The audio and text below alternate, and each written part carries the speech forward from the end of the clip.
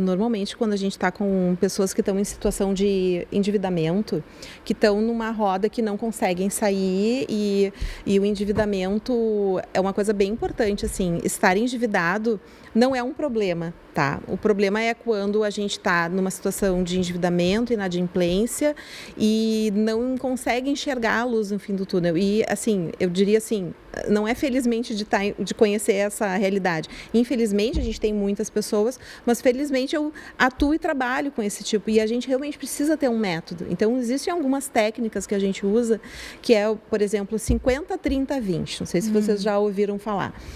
Para isso, eu preciso colocar, e aí eu coloquei para vocês ali o material, né? Então, assim, depois o público, se quiser, tem disponível gratuitamente, ou quem me conhecer vai ter acesso. Na página 21, 22, 23 e 24, 23 e 24, peraí, aqui, nesse modelinho aqui.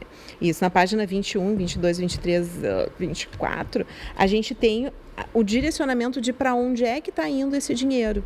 Então, a gente precisa fazer esse scanner. E aí, o que é o 50? 50 são os meus gastos fixos. Imagina que eu tenho que organizar minha vida para 50% dos meus ganhos serem de gastos fixos. Gasto fixo aconteça o que acontecer, eu tenho que pagar. O 30 são os variáveis, são aqueles que eu posso dar uma segurada, posso trocar, né? Não vai ser tão crítico se eu não tiver-los. E os 20 é o valor que eu vou direcionar para resolver a minha vida, a minha dívida.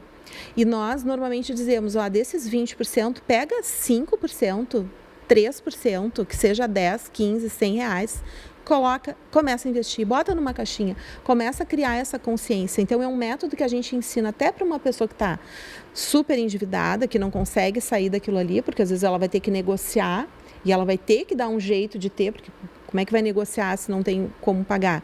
Mesmo que ela busque algum tipo de crédito para sanar aquela situação, ela precisa se organizar. Então, o método principal é esse, né? A gente ter, claro que o 50, 30, 20 vai depender do contexto. Então, a família tem 4 pessoas, os gastos fixos são um pouco maiores, mas a gente tem que definir essas limitações. Então, é de fato fazer um limite. E uma dica que eu tenho passado muito para as pessoas é usarem o próprio celular, a IA do celular, para ajudar nessas contas, porque às vezes as pessoas realmente não gostam de planilha, elas não se acertam com planilha, mas elas precisam ter uma forma de saber, por exemplo, percentualmente, qual é o gasto que mais compromete a renda em casa? É moradia? É alimentação?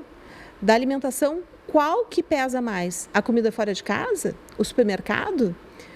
E isso vai fazendo, eu vou conseguindo calibrando, vou ajustando, principalmente quando eu tenho um orçamento mais justo, que é a hora que eu estava falando para vocês, que eu lido com muitas pessoas que têm um orçamento mais justo, que às vezes olham para aquele plano, para aquela meta, e parece que nunca vai conseguir fazer.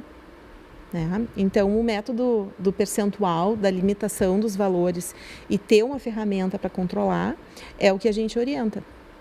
O que tu recomenda como uma reserva? Já ouvi falar três custos de 3 meses, de 6 meses. O que constitui uma reserva boa? Aquela velha resposta, depende, né? Depende do meu estilo de vida. Então, por exemplo, quando os meus filhos eram pequenos, eu tinha uma determinada preocupação. A minha preocupação de escola, de questão de saúde, de questão eu ter trabalho, né? Era diferente. Então, a minha reserva eu até gosto, eu tenho um colega meu, educador financeiro, o Everton Lopes, eu gosto muito que ele usa assim, não é de emergência a reserva, mas de segurança. Então, uma reserva de segurança, dependendo do momento da minha vida, ela pode ser, sim, de 3 meses, depende também do meu contexto. Então, eu sou autônoma, né? Se algo me acontecer, se eu não puder trabalhar, quantos meses eu vou ter dos meus gastos fixos? De novo, lá vem ela, a chata, né? Quanto é meu gasto fixo? Quanto é meu gasto variável? Eu tenho que ter uma ideia, porque às vezes as pessoas dizem, mas quanto que eu tenho que ter 3 meses, 6 meses? Que é esse valor. Então, tudo vai depender da minha potencialidade de criar. Lembra aquela fórmula da reserva? Vai depender. Porque se eu só consigo criar uma reserva de 100 reais e o meu gasto geral é 10 mil, eu vou ter que dar um corre para conseguir ter 3, 6 meses. Por isso que eu digo, às vezes, dependendo da máquina, quando eu estava com meus filhos menores, a reserva era menor, porque eram maiores os gastos mais obrigatórios. Hoje, estão na universidade, eles já trabalham. Então, me dá uma certa folga, digamos assim. Então muda um pouco. E aí agora minha reserva, o que eu estou me preocupando mais é a minha aposentadoria. Agora estou pensando mais em mim, porque daqui a pouco eu vou me aposentar, não vou ter o mesmo que eu tenho e eu tenho que pensar nessa conta. Então, vejam que, ou não só isso, eu disse, não, agora eu quero viajar mais, né? Agora o dinheiro é meu, agora eu quero curtir mais, né? Ou tenho outras necessidades, né? Enfim, então a reserva, quando eu tenho controle da minha vida, fica mais fácil a gente mensurar. Mas sempre a gente tem que lembrar, ela pode vir a mudar, ela pode mudar. Esse curso que eu dei para as senhoras 75 mais, uns amores, né? Elas fazem uma formação na Exefid de dança. E eu, além de ser professora na área de finanças, eu faço licenciatura em dança. Então, a minha professora me convidou, Wendy, não quer dar uma oficina de finanças para essas senhoras que fazem, e foi muito interessante. E aí eu logo cheguei e falei para elas, né, olha, meninas, né, eu não vim aqui ensinar, eu vim aprender com vocês. Existe quem quiser ir entrar no Google e quiser dar uma olhada, existe uma curva do ciclo de vida financeira das pessoas, onde a curva no início é o nosso corre lá, com 20 anos, tu vai querer ter coisas, 30, 40, família, 50, tu já começa para quê? No 65, tu desacelerar e curtir a tua vida financeira. E eu pedi para elas, e aí, gurias, como é que é? É tranquilo? Tem um programa lá da TV URGS, podem lá assistir elas falando, é uma senhora de 85 anos falando. Corre, gente, sabe? Então, a gente tem que criar esse hábito e as reservas, elas vão migrando, elas vou ter um pouquinho mais aqui, um pouquinho menos. É algo bem dinâmico, né? Parece às vezes complexo, né, a gente falar de a pessoa conseguir sozinha fazer isso, né? Mas eu vejo assim que buscar conhecimento, fazer o meu curso no Lumina é uma boa, mas tem muitos outros cursos gratuitos ou pagos também, às vezes é legal. Daqui a pouco a pessoa tem uma grana legal e não está conseguindo, está ouvindo a gente falar e diz assim, eu não consigo gastar, eu não consigo guardar. E tem muita gente que ganha um salário bom e não consegue. Então, contrata um educador financeiro. Contrata uma pessoa, tem muitos educadores financeiros, tem lá o Instagram do Educadores Financeiros do Rio Grande do Sul, vários colegas meus, a gente faz eventos de educação financeira, porque às vezes a pessoa não consegue esses métodos que a gente fala, e inclusive com o apoio que a Eduarda falou, com psicólogos. Às vezes a questão do endividamento, lembra que eu falei dos juros, está tão absurdo, porque assim, o sistema vai calculando, é juros sobre juros, aí a pessoa diz, meu Deus, eu tenho que pagar tudo isso, calma. Daqui a pouco eu vou falar com um advogado, não é juro abusivo, tem isso também, a Defensoria Pública é muito clara. Não é porque a conta deu tudo isso que eu vou ter que pagar tudo isso. Então, eu preciso de um profissional, um advogado. Hoje, a Defensoria Pública, ela dá atendimento para pessoas que têm salário mínimo, 2 salários mínimos e meio. E quem ganha mais? Porque tem muita gente que ganha mais, que está muito super endividado. Tem que procurar algum tipo de outra ajuda fora. Então, vai nos balcões das universidades, no Direito, na URGS, na PUC, no Ensinos, que dão esse suporte. Nos PROCONs, pode também estar buscando algum apoio, ou vai direto, contrato. Gente, né, às vezes as pessoas gastam com contrato um profissional, que eu entendo que também é essa rede de apoio que é do ar. Eu queria abrir mais uma aba aqui, que é investimento. Assim, nunca fiz um investimento. Como eu posso escolher e não vou entrar numa furada? Onde eu acesso essa informação? Ótimo. Então, organizei a vida, tá? Aquela reserva, lembra aquela reserva? A reserva, a gente quer que ela renda. E aí, sim, a gente vai buscar algum tipo de investimento. Então, vamos lá. A reserva de emergência. Preciso colocar esse dinheiro para render, ficar rendendo, na hora que eu precisar eu vou lá e pego. Então, ele tem que ter uma característica de quê? De liquidez. O que é liquidez?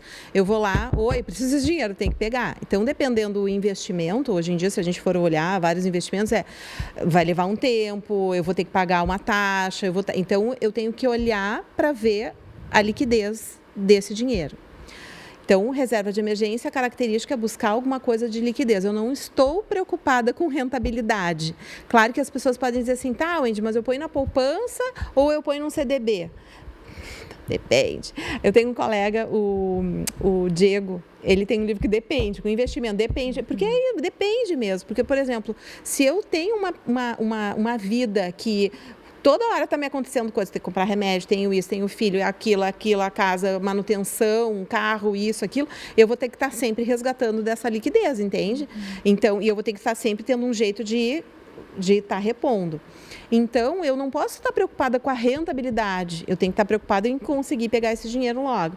As pessoas, às vezes, elas têm muito mais dinheiro na poupança, porque tem desconhecimento de outras formas de investimento que tem liquidez, mas com uma rentabilidade melhor que a poupança. Então, sim, tem que estudar. Onde que eu estudo, Wendy? Então, anota aí, B3, Bolsa de Valores, tem cursos gratuitos para fazer. Quem é a B3? É quem cuida de toda a parte de bolsa, de ações, de empresas.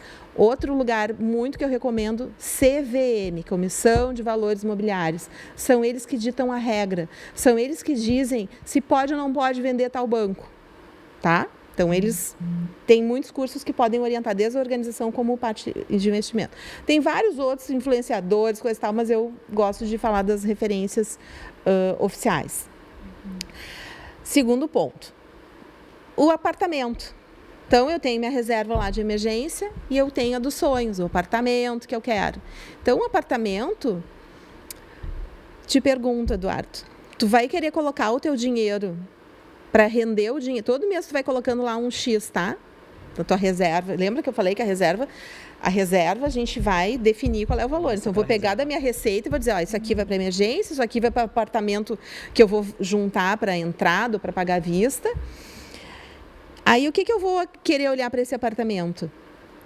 Tu vai querer colocar esse dinheiro para que tu tenha segurança que esse dinheiro vai crescer ou que tu... Ah, mas se der uma variada aqui, não tem problema se ele baixar. O Eduardo vai ter que saber qual é o perfil dele. Porque daqui a pouco tu vai colocar numa renda variável que tu vai conseguir antecipar teu apartamento antes do que a Wendy, que é mais conservadora. Então, qualquer pessoa que vai fazer investimento hoje numa plataforma, numa corretora, no seu banco, é obrigada a responder um monte de pergunta. E ele é obrigado a dizer, olha, teu perfil é conservador. E se eu clicar no botãozinho de uma renda variável que tem o risco, que aparece, isso aí aparece muito ali, risco, 26% de risco de que o dinheiro, olha, ele pode... Então, primeiro, a gente tem que identificar o nosso perfil. Então, eu não posso chegar a dizer, não, é isso, isso. Não tem uma fórmula. Por isso que a pessoa tem que entender dessa lógica e conhecer o seu perfil. Então, conhecendo o seu perfil, ela diz, não, mas...